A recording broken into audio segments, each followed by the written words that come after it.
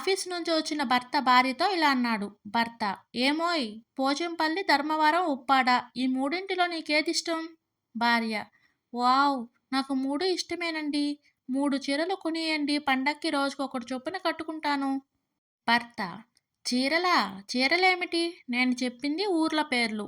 Office వాళ్ళు నన్ను transfer చేస్తూ ఈ 3 ఊళ్ళల్లో ఏది కావాలో చెప్పమన్నారు. నీ అభిప్రాయం అడుగుదామని. పేషెంట్‌కు ఫోన్ చేశాడు డాక్టర్.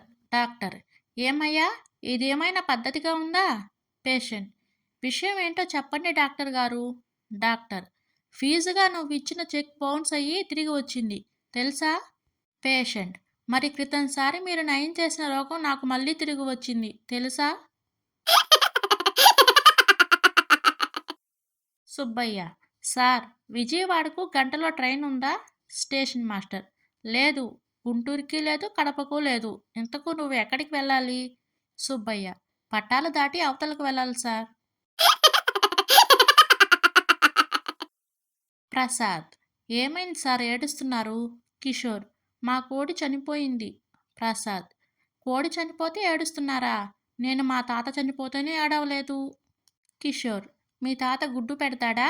ప్రసాద్: మా తాత గుడ్డెందుకు పెడతాడు? కిషోర్: కానీ మా కోడి గుడ్డు పెడుతుంది.